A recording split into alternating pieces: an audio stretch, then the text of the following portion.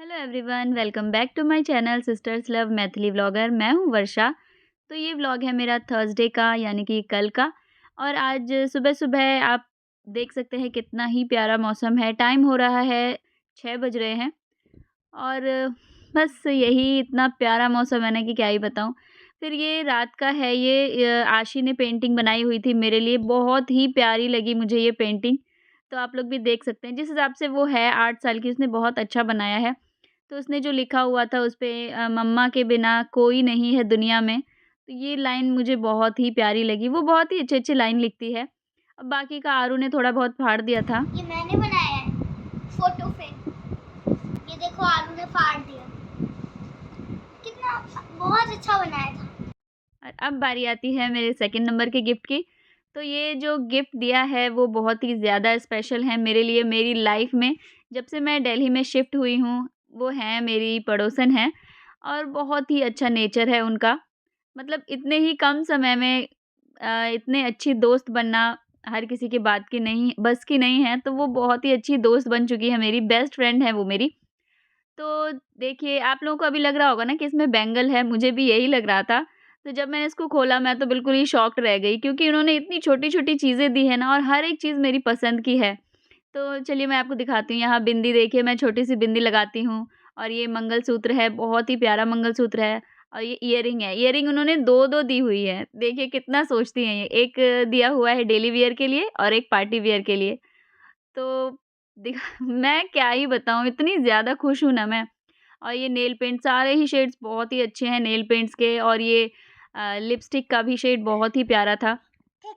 तो ये मतलब मुझे ना जो गिफ्ट देता है ना, मैं उससे उसकी फीलिंग समझती हूँ। तो मैं समझ सकती हूँ उनकी फीलिंग, मतलब कितनी ही प्यारी हैं ये। ये है मेरी बेस्ट फ्रेंड जो बोलते हैं, और मेरी पड़ोसन भी हैं ये दोनों ही हैं। इन्होंने मुझे इतना अच्छा गिफ्ट दिया, तो मैं बहुत ही ज़्यादा खुश हूँ। Thank you so much. हर कोई आपकी लाइफ में ऐसा नहीं होता है जो आपकी फीलिंग समझे। तो कोई-कोई इंसान ऐसे होते हैं जो आपकी हर एक चीज़ समझते हैं। तो ये जो मेरी फ्रेंड है वो ऐसी ही है, हर एक चीज़ मेरी समझती है ये। फिर उसके बाद यहाँ मैं आ गई थी किचन में, तो किचन का काम अब लगना था किचन में। फिर यहाँ आशी भी उठ चुकी है सो के, तो वो अपना स्कूल की तैयारी में लगी हुई है। और उसके बाद मैं बना रही हूँ आज आशी के नाश्ते के लिए, सॉरी मतलब नाश्ता, लंच जो भी बोलो। आशी के लंच बॉक्स में भी हो जाएगा और हमारे नाश्ते में भी हो जाएगा। तो मैं आज बना रही हूँ चीला, आप लोगों को देख के पता ही चल गया होगा। तो मैंने उसमें सबसे पहले डाल दिया था मैदा, अब डाल दिया है थोड़ी-सी सूजी डाली है उसमें, फिर टेस्ट के अकॉर्डिंग नमक है, काला नमक डाल दूँगी। उसके बाद मैं इसमें डालूँगी थोड़ा-सा लाल मिर्च पाउडर। बस फिर उसके बाद जो मैंने सब्जियाँ कट करी हैं, बंधा गोभी, टमाटर, धनिया पत्ता और ये थोड़ा-सा बीटरूट है। तो बीटरूट क्या होता है, एक चीला में अगर डालो ना तो हेल्दी होता है ये बहुत ही ज़्यादा, तो इसलिए मैं थोड़ा-सा डाल देती हूँ। इसी बहाने थोड़ा जाएगा तो हमारे पेट में। तो बस इसको मैंने अच्छे से अब मिक्स कर लिया है थोड़ा-थोड़ा पानी डाल के। तो अब इसको मैं थोड़ी देर के लिए ढक दूँगी, 15 से 20 मिनट के लिए।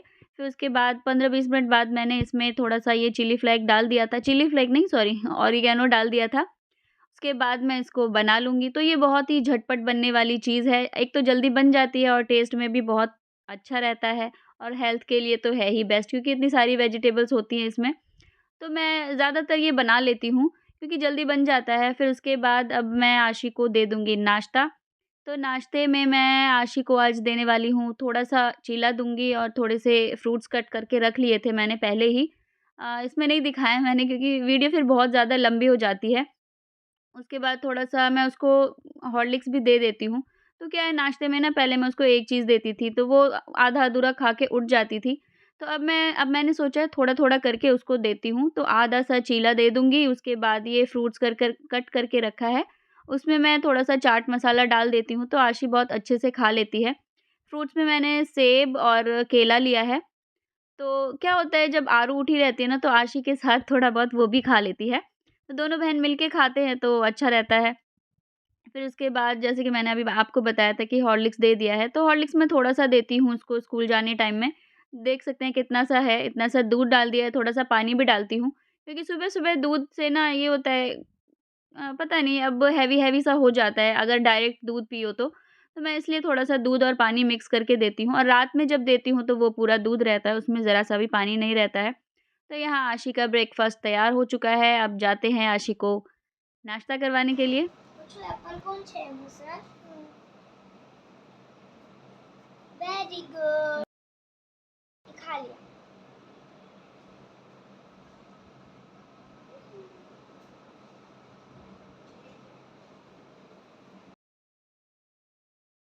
પૂછવું એમ તો બનાના કોણ છે बनाना कौन છે खा लिया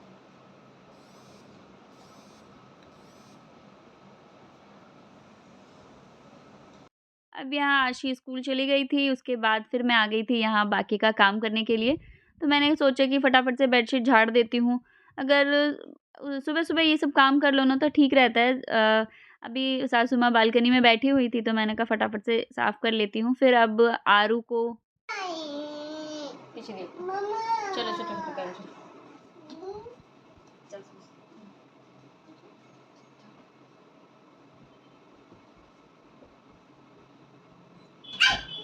तो अभी आरू की चल रही है मस्ती, लेकिन क्या है अभी अगर मैं काम में लग जाऊँगी ना तो वो जैसे ही मैं लगूँगी कि ये रोने लग जाएगी, तो ये टाइम इसका सोने का होता है। मैं बैठी रहूँगी तो ये खेलती रहेगी, अब मैं उठ जाती हूँ तो फिर रोने लग जाती है। तो मैं इसको अभी फटाफट से सुला दूँगी, उसके बाद बाकी के काम कर लूँगी। तो क्या होता है अगर बच्चे रोने लग जाते हैं ना तो नहीं हो पाता है काम। तो उसके बाद फिर मैं आ गई थी दूसरे वाले रूम का बेडशीट ठीक करने के लिए।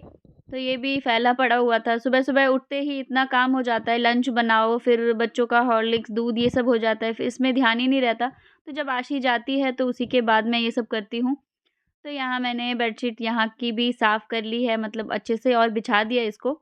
तो बच्चे सोते हैं ना तो पूरा बेडशीट इधर-उधर करके रख देते हैं। तो आरू की हरकत ऐसी है, कूदती है, उछलती है, कूदती है तो सारा बेडशीट ख़राब हो जाता है। तो एक बार तो फिर भी सुबह साफ़ करना ही होता है।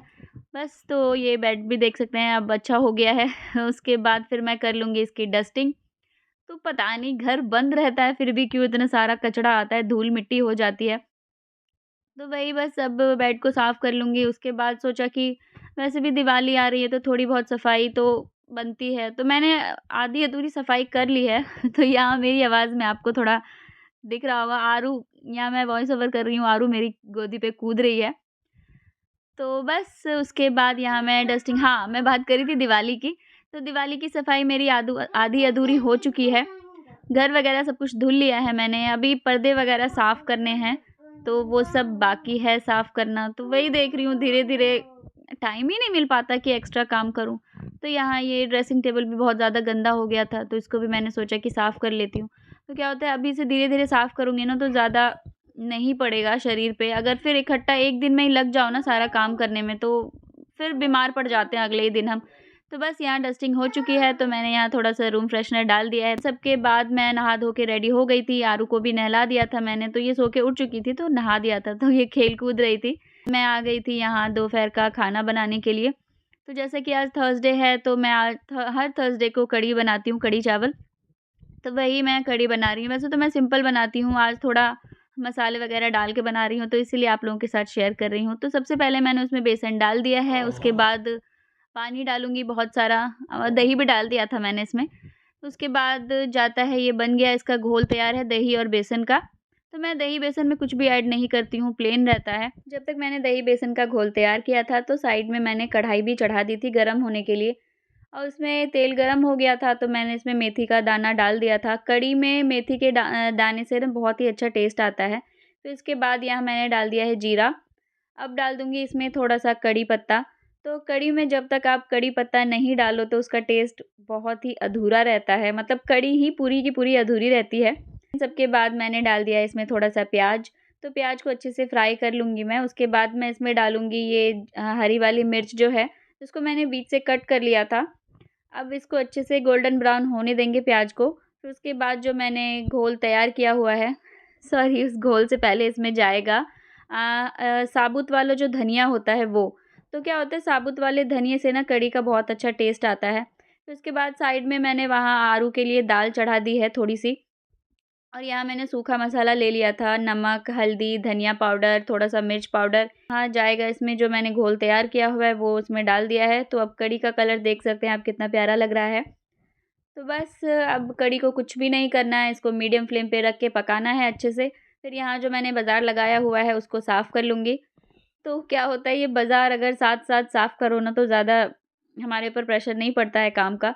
तो मैं हमेशा यही करती हूँ, जब लगाती हूँ तो साथ में अपना साफ़ भी कर लेती हूँ। और क्या होता है किचन का अगर स्लैब साफ़ हो, किचन का कोना-कोना साफ़ हो तो बहुत अच्छा लगता है फिर काम करने में। और ज़रा-सा भी कचरा होता है, थोड़ी-सी भी कचड़-पिचड़ हो जाती है ना किचन में तो बिल्कुल भी काम नहीं किया जाता मेरे से। तो बस उसके बाद यहाँ मैंने साफ़ कर लिया है, अब काट लूँगी प्याज़। तो प्याज़ मैं बस काटते हुए दिखा रही हूँ, पकोड़े बनाते हुए नहीं दिखाऊँगी आज क्योंकि फिर ये छोटी-छोटी चीज़ें दिखा दो ना तो वीडियो ज़्यादा लंबी हो जाती है। तो इसलिए मैं कोशिश करती हूँ जो छोटे-छोटे पार्ट्स दिखाऊँ आपको। तो क्या होता है प्याज़ की पकौड़ी तो हर किसी को बनानी आती है। तो बस उसके बाद यहाँ जैसे कि मैंने अभी बोला है आप लोगों को कि प्याज़ कट कर लूँगी तो पहले छील लेती हूँ। तो मैं प्याज़ को क्या करती हूँ आधा कट कर देती हूँ और उसको पानी में डाल देती हूँ भीगने के लिए। तो इससे क्या होता है ना कि हमारी आँखों से ना आँसू नहीं निकलते हैं। तो ये बहुत ही अच्छा टिप्स है, आप लोग भी ज़रूर यूज़ करना। बस फिर यहाँ मैंने पकौड़े बना लिए थे और मेरी कढ़ी भी पक चुकी है। अब इसमें मैंने पकौड़े डाल दिए हैं, तो देख सकते हैं कितना प्यारा लग रहा है कढ़ी का कलर और टेस्ट भी बहुत ही अच्छा था इसका। तो अब यहाँ मैं आपको बगल में दिखा रही हूँ, मैंने जो दाल चढ़ाई हुई थी आरू के लिए, तो ये दाल क्या होता है जब थोड़ा-थोड़ा गिरने लग जाता है ना, बहुत ही बेकार स्थिति हो जाती है गैस की। तो बस यहाँ हमारा खाना तैयार है, तो मैंने सासू माँ को पहले ही खिला दिया था। उनके लिए मैंने कढ़ी नहीं बनाई थी, उनके लिए अलग से ये जो पकौड़ा बनाया था उसकी सब्ज़ी बना दी थी मैंने। खाने में अगर फिर वो शूट करने लग जाती ना तो लेट हो जाता, तो इसीलिए मैंने वो नहीं दिखाया। उसके बाद देख सकते हैं यहाँ आरू और आशी की मस्ती चल रही है खाते-खाते, तो आरू क्या कर रही है अपने टेडी को भी साथ में खिला रही है। इन सब की मस्ती तो ऐसे ही चलती रहेगी, तो इसी के साथ मैं करती हूँ अपने व्लॉग का एंड। मिलते हैं नेक्स्ट व्लॉग में। आई होप आप लोगों को आज की वीडियो अच्छी लगी हो तो प्लीज़ लाइक और सब्सक्राइब ज़रूर कर देना। Bye bye, thanks for watching.